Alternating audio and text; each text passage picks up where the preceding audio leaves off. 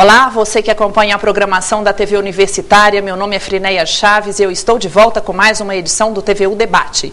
O assunto de hoje é câncer de mama. A escolha desse tema é porque depois de um mês inteiro realizando ações de conscientização e prevenção a este tipo de doença, o INCA, que é o Instituto Nacional do Câncer, divulgou na semana passada 7 recomendações para reduzir a mortalidade por câncer de mama no Brasil. Aqui no estúdio comigo estão o Dr. Rogério Araújo, cancerologista, e o Dr. Luiz Alessandro de Moraes, mastologista. Muito obrigada a todos pela presença, sejam bem-vindos. Obrigado. Eu quero começar com uma pergunta para o Dr. Rogério. Que recomendações são essas? Bom, como recomendações, ela tem que se aproximar do ideal, mas a nossa realidade é sempre trabalhar com o possível, né? São recomendações de início de tratamento mais precoce possível. Só que a gente sabe que, apesar da gente estar caminhando, se você realmente, se o Luiz Alessandro, por exemplo, que é os mastologistas, se eles liberarem muitos pacientes para o tratamento de imediato, não tem máquina suficiente para fazer esse tratamento. Hoje no Brasil, você tem um déficit de 200 máquinas de radioterapia, né? E não é só a máquina, você também tem um déficit de recurso humano qualificado. Nós não temos enfermeiros qualificados, não temos físicos qualificados, não temos radioterapeuta para tocar essas 200 máquinas. Por isso que o MEC está fazendo um esforço. Primeiro, não tem dinheiro. Se houvesse dinheiro, vamos supor que em vez de fazer a Copa do Mundo, vamos tratar câncer, vamos pegar todo o dinheiro, comprasse e aparelhasse. Não dá tempo de você formar essa multidão de gente que precisa. Então, por exemplo, o MEC está sensibilizando, nós já aumentamos nossas vagas de residência no Hospital do Câncer, era um ano passado, esse ano passamos para 2, ano que vem já são 3 novos médicos que vão virar cancerologista, para começar a atender essa demanda em função realmente do aumento da incidência desse câncer. Mas são medidas que são sonhos, né? E elas não têm força de lei, né, doutor Rogério? São recomendações, né? O que a gente sempre orienta os nossos pacientes, que após o diagnóstico, após uma biópsia realizada pelo mastologista, que pelo menos 8 semanas depois, já tenha começado algum tratamento específico para não deixar aquele tumor espalhar, né? O cirurgião, por melhor que ele faça o procedimento, a hora que ele abre o tumor, sempre tem uma contaminação, sempre tem uma disseminação. Então o ideal é que realmente, com 8 semanas, todo paciente comece a químio, ou a rádio, ou a hormonioterapia. Então isso é o ideal. Qual que é o possível? Depende de cada serviço. Tem serviço, o próprio INCA, que preconizou isso. A fila de espera hoje na radioterapia do INCA é mais de 90 dias. A nossa fila aqui do Hospital do Câncer, realidade nossa, 2 semanas, graças a Deus. Com todas as dificuldades, frente, né? Muito. Por isso que o INCA está fazendo uma recomendação para que isso sirva no próprio INCA, para que realmente exija mais contratação de gente e você consiga diminuir a fila, uma vez que a demanda de casos novos no Rio, pela população abrangente que eles têm, é muito maior que a nossa, né? Que bom que a gente é uma referência. O senhor que está aí examinando todos os dias as mulheres, qual que é a melhor forma para detectar de forma precoce o câncer de mama, doutor Luiz Alessandro?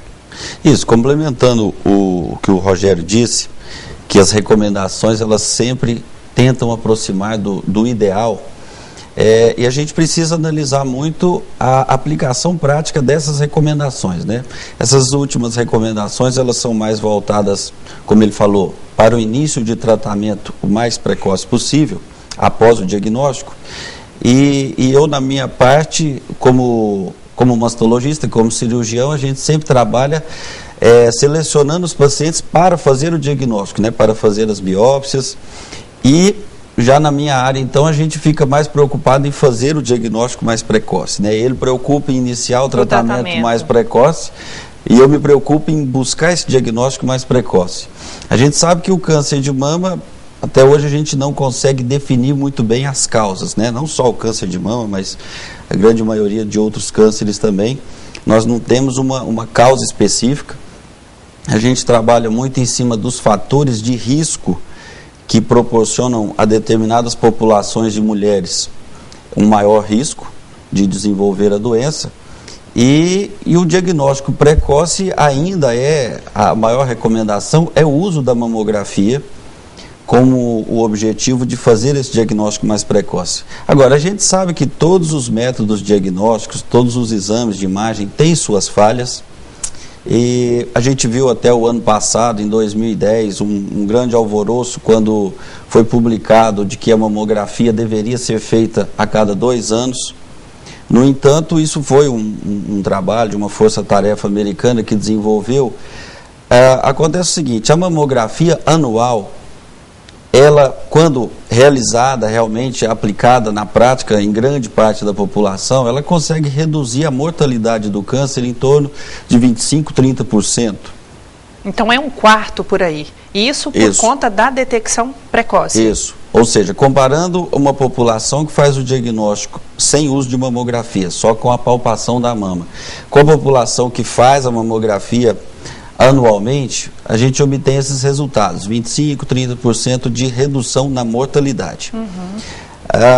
E esse trabalho mostrou, essa força-tarefa, ela mostrou que fazendo a cada 2 anos, bianual, conseguiria uma redução de 18%, 19%. E eles acharam então que assim, esse resultado aproximava muito do fato de fazer a mamografia anual e que justificaria então fazer bianual pelos custos e outros estresses, outras biópsias às vezes, porque a gente sabe que fazendo muitos exames acaba sendo feito o maior número de biópsias que a gente poderia considerar desnecessárias, né?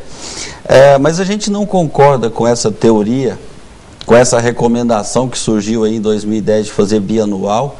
A maior parte das sociedades de oncologia ainda recomendam que seja feita após os 40 anos, todos os anos, porque o maior problema é a adesão do paciente a essa rotina de fazer anualmente. Para você ter uma ideia, os estudos americanos mostram que as mulheres pesquisadas, só 50%, 60% realizaram mamografia nos últimos 12 meses. Ou seja, pouco mais da metade, ou seja, 40% das mulheres não seguem essa recomendação, essa rotina. Então, se a gente passar a recomendar a cada 2 anos, a gente vai ver mulher ficando 3, 4 anos sem fazer. Aparecer, né?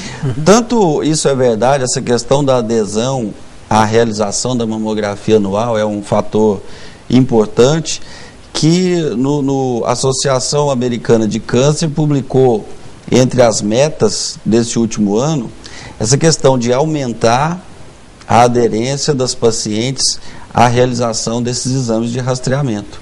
Porque eles veem que o grande problema da mamografia, além desses empecilhos que eu disse de falhas do exame, pela própria constituição da mama, alguma dificuldade diagnóstica, mas o grande problema é esses 40% de pacientes que deixam de fazer a mamografia rotineiramente. Então a gente ainda continua batendo nessa tecla. Vamos fazer mamografia todos os anos. E o exame clínico, qual que é a eficácia dele, doutor? Não vou ser demagógico ao dizer que, sem dúvida, os exames de imagem, eles são mais sensíveis que o exame de palpação, o exame realizado pelo médico.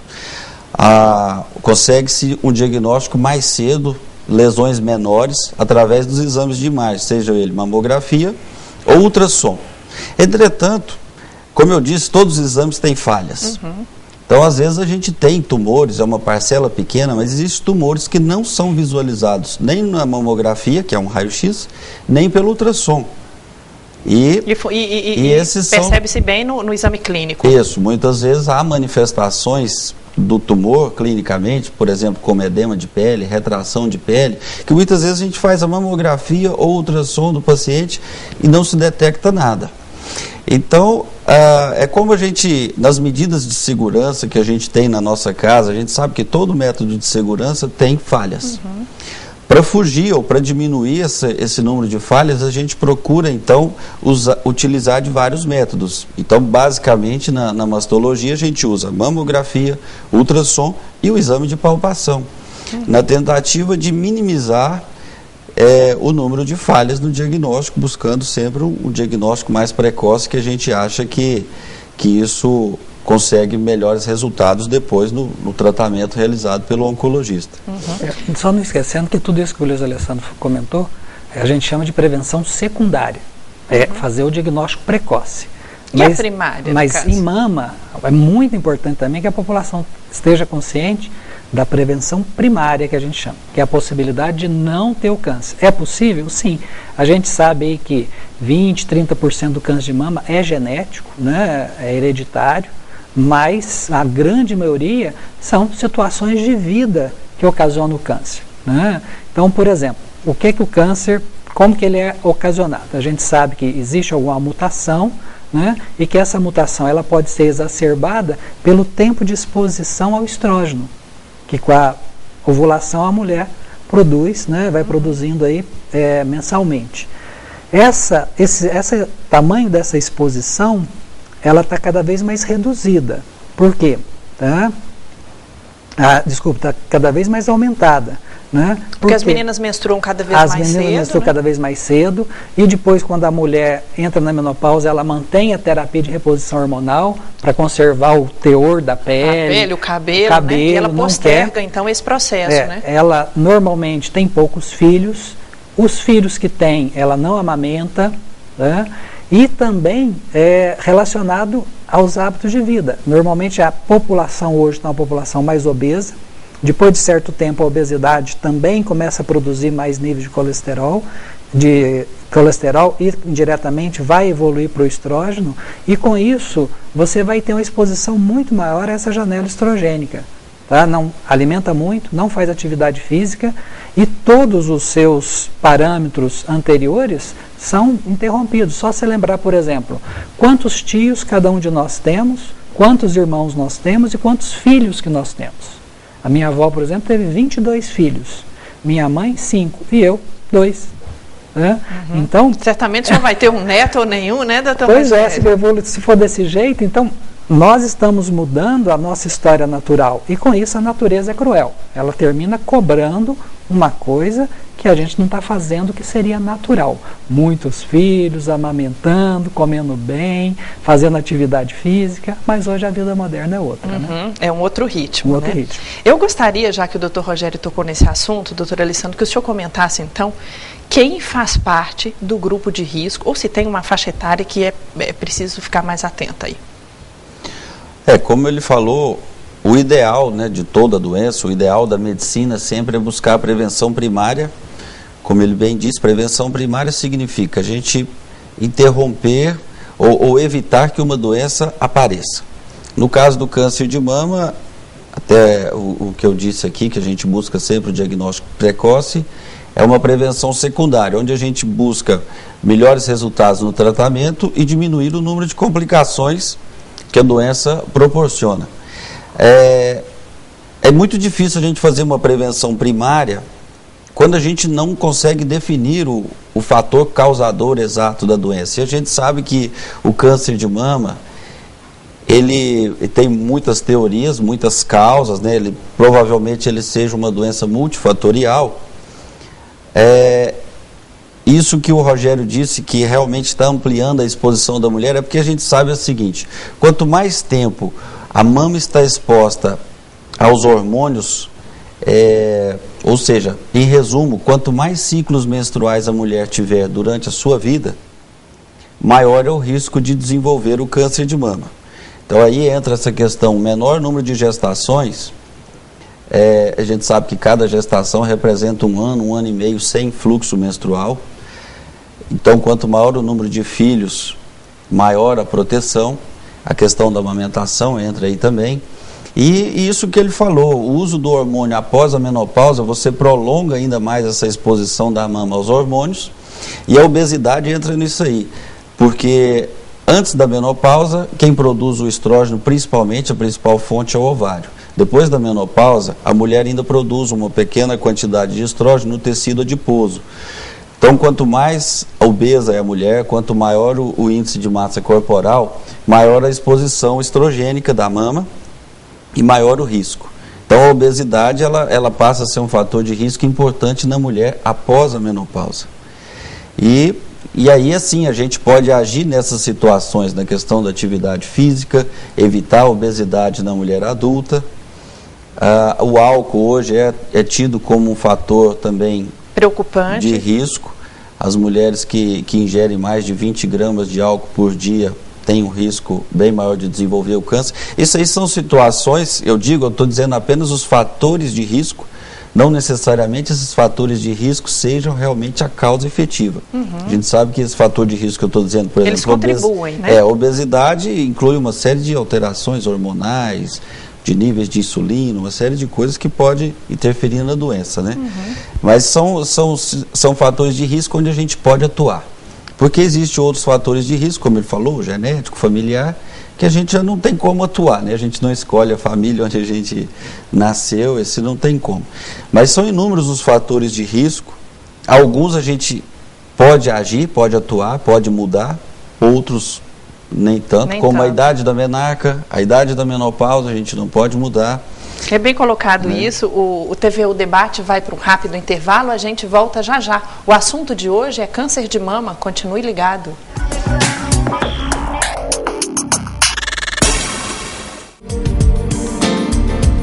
Museu de Biodiversidade do Cerrado.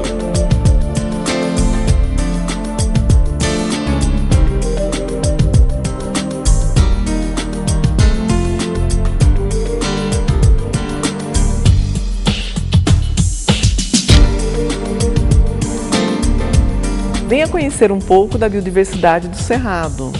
TV Universitária, construindo conhecimento. UFO, viva para todos!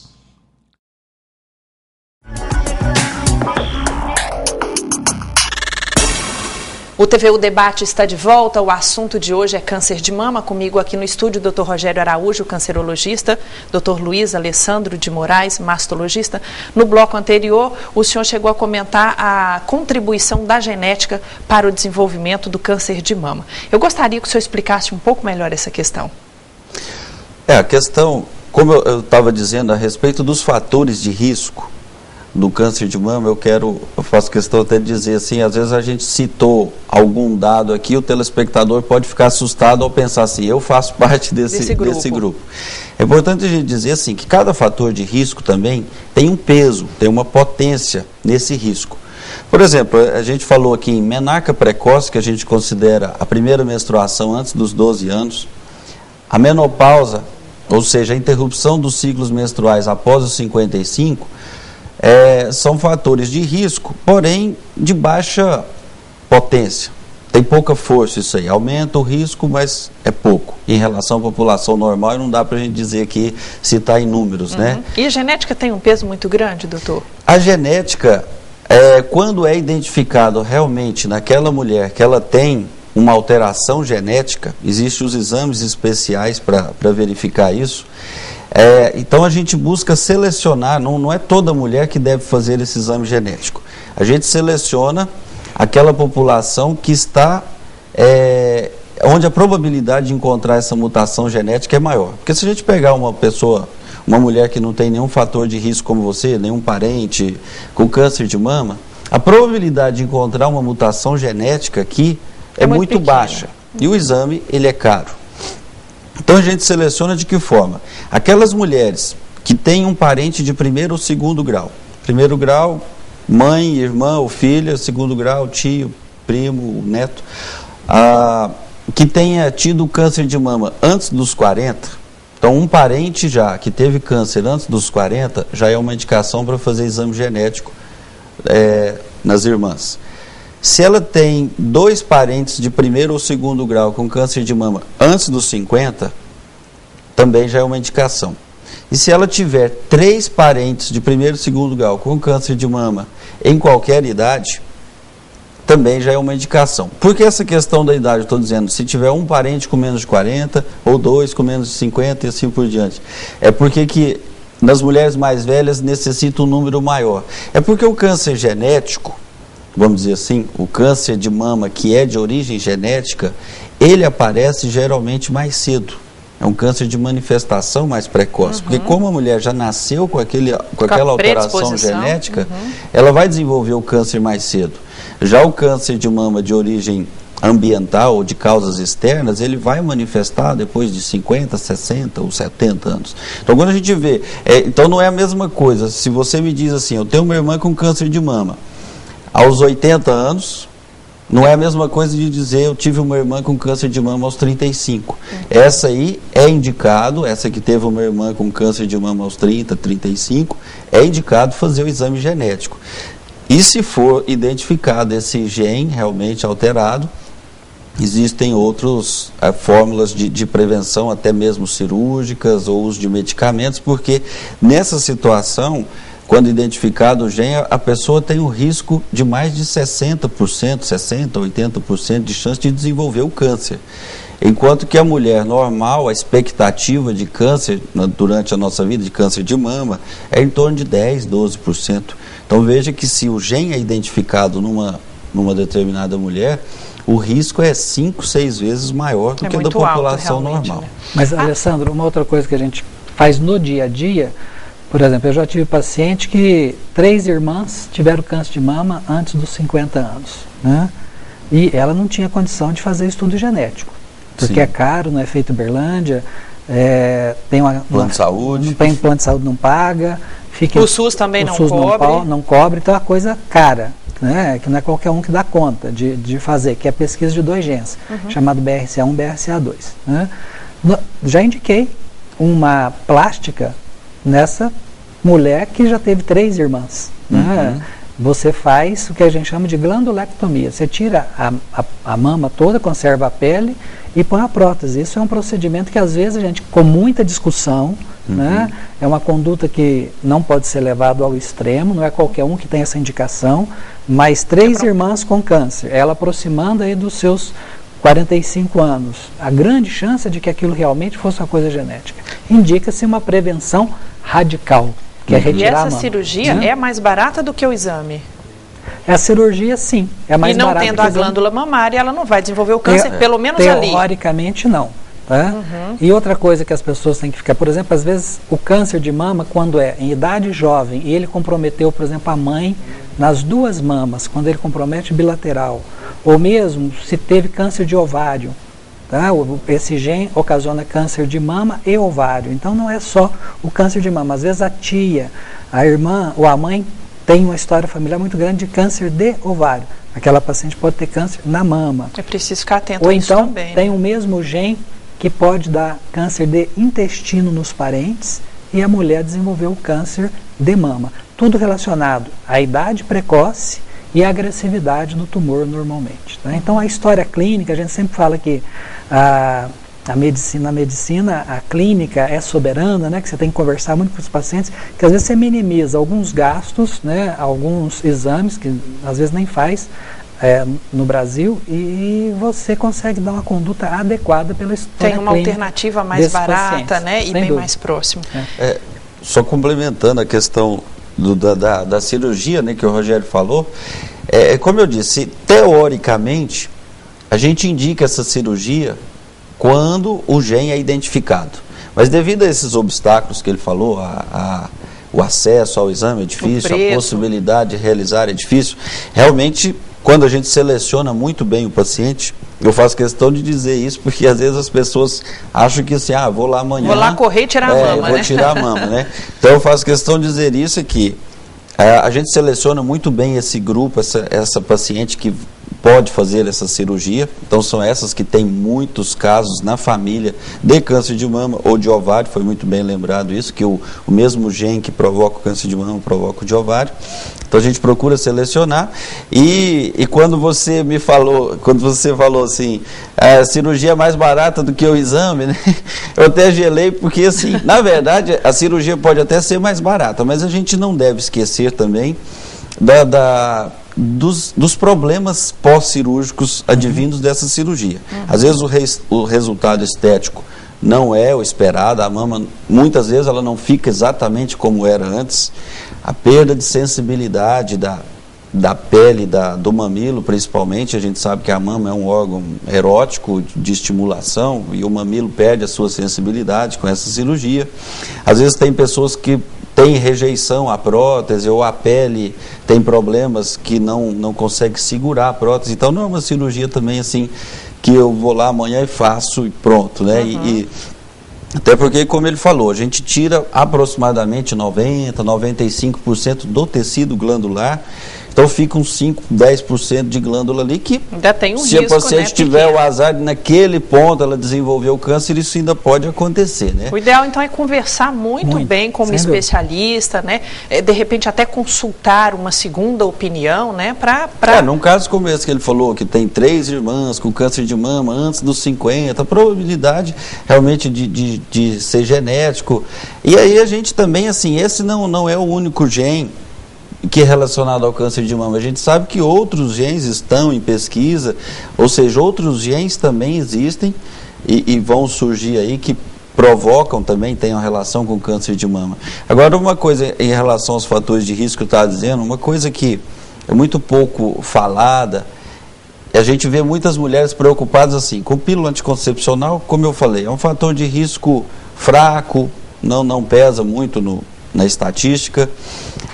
A questão de desodorante, isso aí não existe. Isso é mentira mesmo, desodorante, né? O sutiã com aro, isso não provoca câncer de mama.